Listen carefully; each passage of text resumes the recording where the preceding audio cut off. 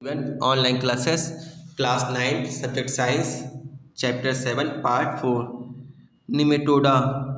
The nematode body is also bilaterally symmetrical and triploblastic. However, the body is cylindrical rather than flattened.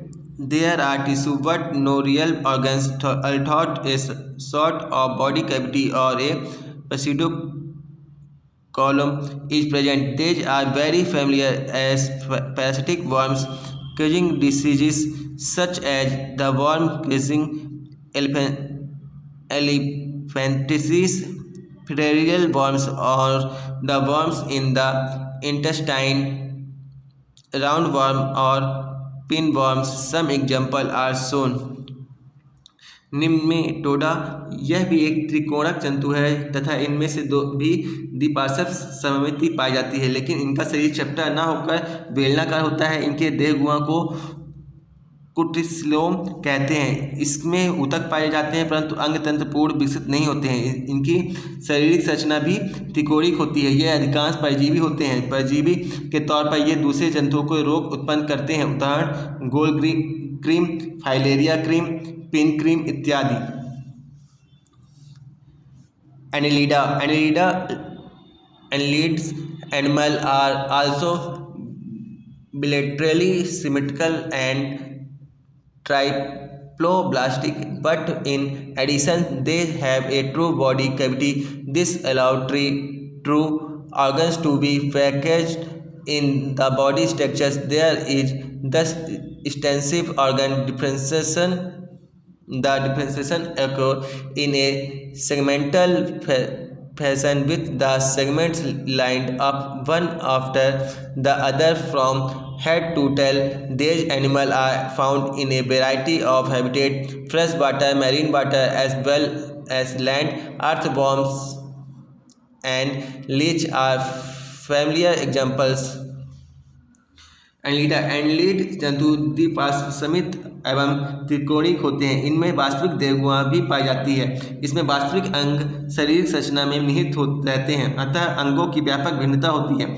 यह भिन्नता इनके शरीर के सिरे से पूंछ तक एक के बाद एक खंडित रूप से उपस्थित होते हैं। जलीय एनलीड अलवड़ एवं लवड़ी जल दोनों में ही पाए जाते हैं। इनमें संवहन, पाचन, उत्सर्जन और तंत्रिका तंत्र पाए जाते हैं। ये जलीय और स्थलीय दोनों होते हैं। उदाहरणार्थ केचुआ, नैरिस, जोक इत्यादि। Arthropoda. This is probably the largest group of animals. These animals are bilaterally symmetrical and segmented. There is an open circulatory system, and so the blood does not flow in well-defined blood vessels. The coelomic cavity is blood-filled. They have joint legs. The word arthropod means jointed leg. Some familiar examples are prawns, butterflies, houseflies, spiders, scorpions and crabs. हम देखते हैं arthropoda. यह जंतु जगत का सबसे बड़ा संघ है। इनमें द्विपार्श्व मिति पाई जाती है। यह शरीर खंडयुक्त होते हैं। इनमें खुला परिसंचरण तंत्र पाया जाता है, अतः रुधिर वाहिकाओं में नहीं बहता। देह गुहा रक्त में भरी होती है। इनमें जुड़े हुए पैर पाए जाते हैं। कुछ सामान्य उदाहरण हैं झींगा, तितली, मक्खी, मकड़ी, बिच्छू, केकड़े इत्यादि। Mollusca. In the animal of this group there is bilateral symmetry. The coelomic cavity is reduced. There is a little segmentation. They have an open circulatory system and kidney-like organs for excretion. There is a foot that is used for moving around. Examples are snails and mussels. इनमें भी द्विपार्श्व मिति पाई जाती है। इनकी देह गुहा बहुत कम होती है। ये शरीर में थोड़ा विखंडन होता है। अधिकांश मोलास्क जंतुओं में कवच पाया जाता है। ये इनका खुला संबंधी तंत्र तथा उत्सर्जन के लिए गुर्दे जैसी संरचना पाई जाती है। उदाहरण घोंघा, सीप आदि। Echinodermata. In Greek echino means head hedgehog, and derma means skin. Thus, these are spiny-skinned organisms. These are exclusively free-living marine animals. They are triploblastic and have a coelomic cavity. They also have a peculiar water-driven tube system that they use for moving around. They have hard calcium carbonate structures that they use as a skeleton. Example are starfish and sea urchins. Echinodermata Greek में इकाइनोस का अर्थ जाहक, hedgehog तथा derma का अर्थ है त्वचा। अतः इन जंतुओं की त्वचा कांटों से आच्छादित होती है। ये मुक्तजीवी समुद्र जंतु हैं। यह देह गुहायुक्त त्रिकोणिक जंतु हैं। इनमें विशिष्ट जल संवहन नाल तंत्र पाया जाता है जो उनके चलन में सहायक है। इनमें कैल्शियम कार्बोनेट का कंकाल एवं कांटे पाए जाते हैं। उदाहरणार्थ स्टारफिश, समुद्री सी अर्चिन आदि। प्रोटोकार्डेटा। These animals are bilaterally symmetrical, triploblastic, and have a coelom. In addition, they show a new features of body design, namely a notochord, at least at some stages during their lives. The notochord is a long rod-like support structure cord string that runs along the back of the animal, separating the nervous tissue from the gut. It provides a places for muscles to attach for ease of movement. Protochordata might not have a proper notochord present at all stages in their lives or for the entire length of the animal. Protochordatas are marine animals. Examples are Balanoglossus, Hardmania, and Amphioxus. प्रोटोकार्डेटा ये द्विपार्श्विक त्रिकोणिक और देहगुहा युक्त जंतु है। इसके ये शारीरिक संरचनाओं में के कुछ नए लक्षण दर्शाते हैं, जैसे कि नोटोकार्ड। ये नए लक्षण उनके जीवन के लिए कुछ अवस्थाओं में निश्चित रूप से उपस्थित होते हैं। नोटोकार्ड छड़ की तरह एक लंबी संरचना है। ये जंतुओं के पृष्ठभाग पर पाई जाती है तथा तंत्रिका ऊतक के आहार नाल से अलग करती है। यह पेशियों से जुड़ने के स्थान पर प्रदान करती है जिससे चलन में आसानी हो।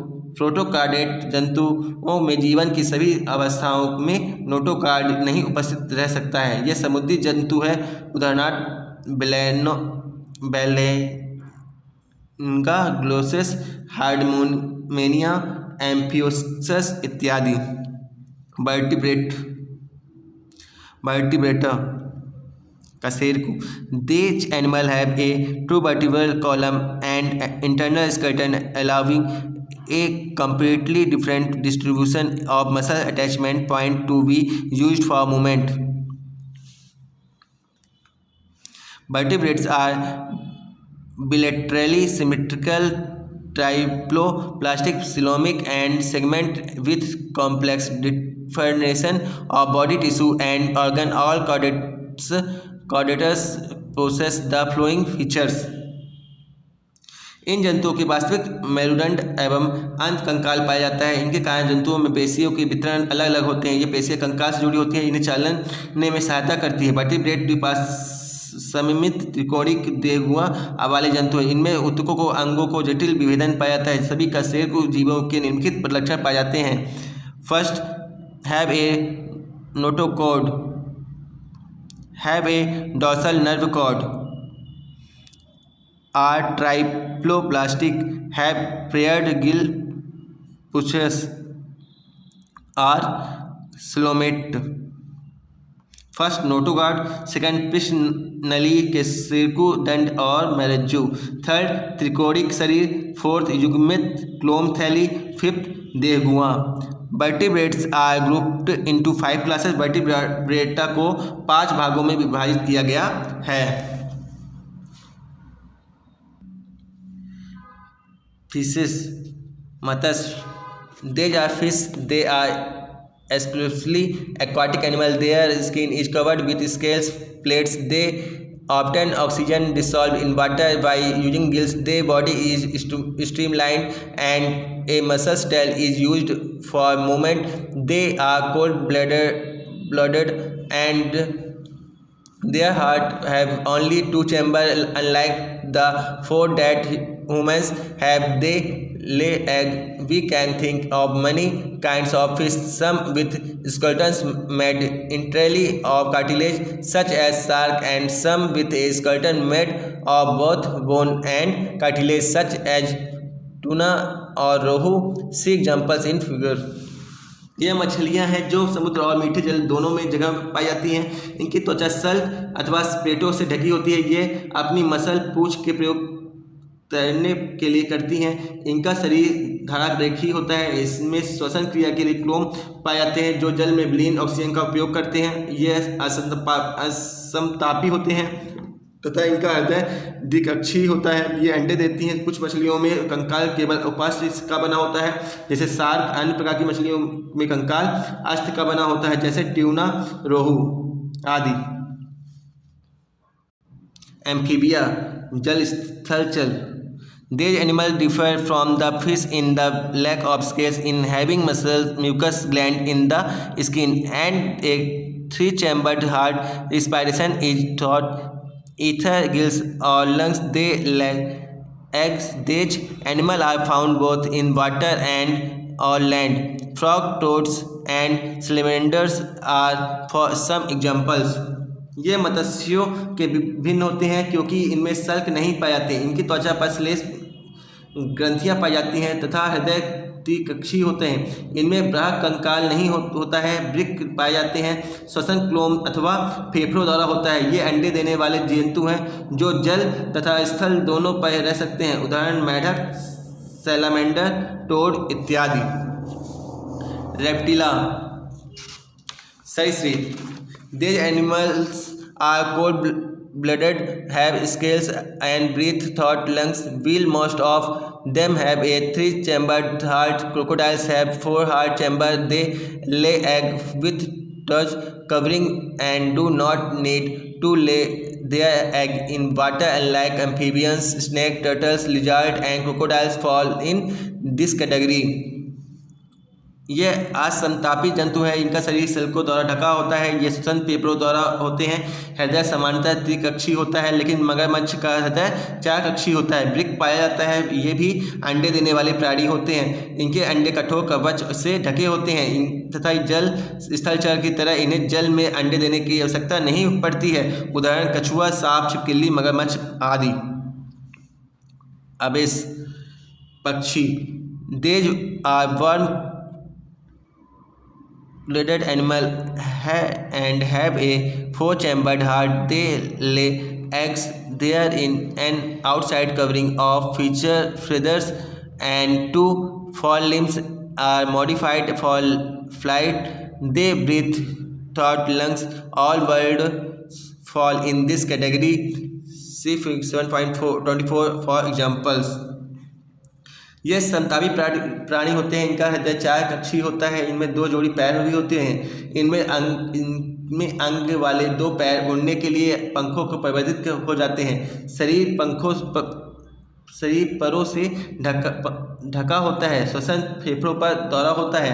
इस वर्ग के सभी पक्षियों को रखा गया है। Mammalia.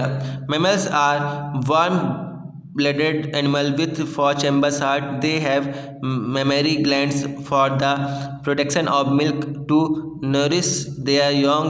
Their skin has hairs as well as sweat and oil glands. Most mammals familiar to us produce live young ones. However, a few of them, like the platypus and the echidna, lay eggs, and some, like kangaroos, give birth a very poorly developed young ones. Some examples are shown in the scheme of classification of animal is shown in. स्तनपायी। ये संतापी प्राणी है। हृदय 4 कक्षीय होता है। इस वर्ग के सभी जंतुओं को नवजात के पोषण के लिए दुग्ध ग्रंथियां पाई जाती हैं। इनकी त्वचा पर बाल, श्वेत और तेल ग्रंथियां पाई जाती हैं। इन वर्ग के जंतु शिशुओं के जन्म देने वाले होते हैं। हालांकि कुछ जंतु अपवाद स्वरूप अंडे भी देते हैं, जैसे इकिडना, प्लेटिपस, कंगारू जैसे कुछ स्तनपायी में अविकसित बच्चे मार्सुपियम नामक थैली में तब तक लटके रहते हैं जब तक कि उनका पूर्ण विकास नहीं हो पाता है। कुछ उदाहरण दिए गए हैं। नोमेनक्लेचर, नाम पद्धति।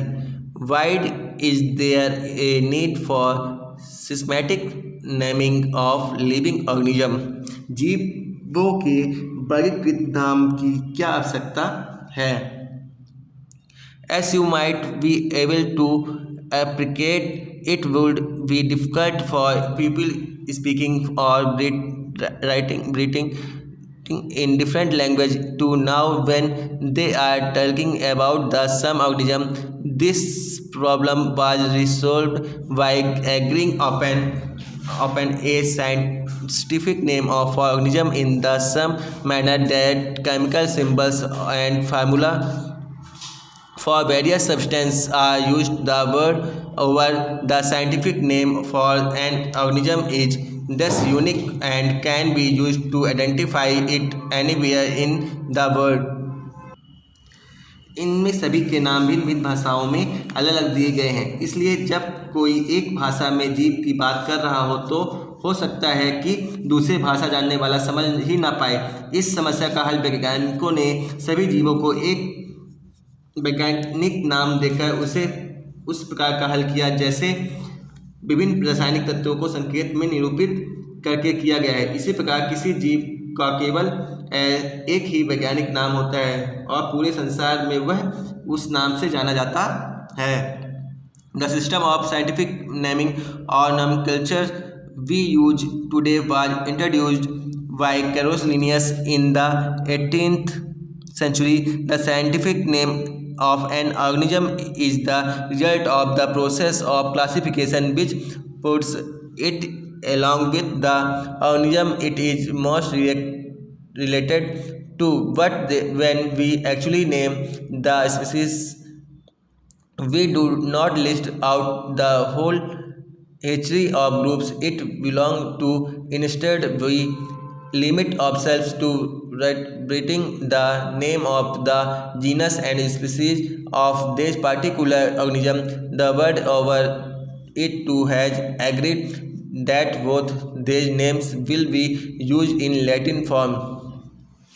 नाम पद्धति के लिए हम जिस वैज्ञानिक पद्धति का प्रयोग करते हैं वह सबसे पहले कैरोलस लिनियस द्वारा 18वीं शताब्दी में शुरू की गई थी। वैज्ञानिक नाम पद्धति प्रणाली जीवों में एक दूसरे में पाई जाने वाली समानता और असमानता का निर्भर करती है। हालांकि नाम पद्धति में हम जीव के वर्गीकरण के सभी पदानुक्रम को ध्यान से नहीं रखते हैं, बल्कि केवल जीनस एवं स्पीशीज का ही ध्यान रखा जाता है।